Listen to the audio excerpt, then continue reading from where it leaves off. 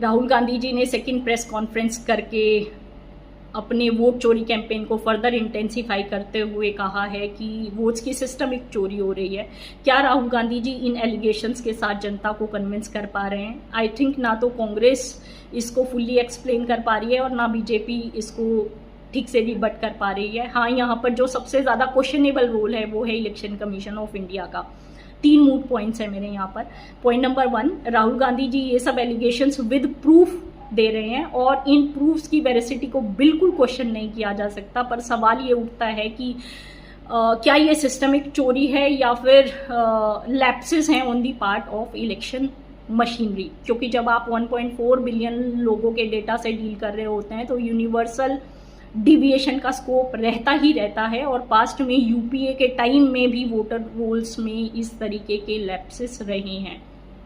Point number 2, क्योंकि खुद opposition parties admit करती हैं कि इस तरीके के लैप्सेस हैं वोटर्स रोल में, तो उनका ऑल इंडिया लेवल पर एसआईआर के एग्जीक्यूशन का बहिष्कार करना पॉलिटिकली रॉन्ग है, मॉरली करप्ट है।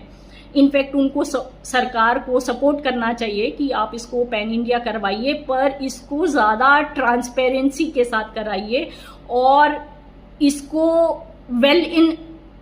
वेल एडवांस इन टाइम कराइए, ना कि बिहार की तरह जहाँ पर मात्र कुछ महीने पहले आपने इसको एग्जीक्यूट करवाया और लोगों के पास अपने ऑब्जेक्शंस रिमूव कराने का टाइम नहीं है। और जब आप अफरा तफरी में इस स्केल की कोई एक्सरसाइज करते हैं तो उसमें फिर से इस तरीके के लैप्सेस होने के चांसेस रहते हैं। इनफैक्ट ओपोजिशन पार्टीज का जो एक ऑब्जेक्शन है एसआईआर बिहार की एक्सरसाइज को लेकर सुप्रीम कोर्ट में, वो ये था कि उनको डिजिटल रिकॉर्ड प्रोवाइड नहीं कराया जाता वोटर्स डेटा का, और उसकी वजह से इस तरीके के लैप्सेस उनसे नज़रअंदाज हो जाते हैं। सुप्रीम कोर्ट की डायरेक्शन पर उनको ये डिजिटल रिकॉर्ड भी प्रोवाइड कर दिया गया है। तो अब आपके पास कोई ऑन मेरिट ऐसा स्टैंस नहीं है कि आप इसको बॉयकॉट करें।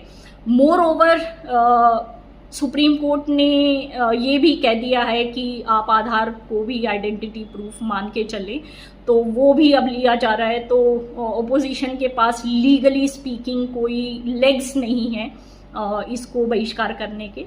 पॉइंट नंबर 3, यहाँ पर ईसीआई को डिफेंसिव मोड में ना आकर ऑन मेरिट इन सब लैप्सेस की इन्वेस्टिगेशन करनी चाहिए।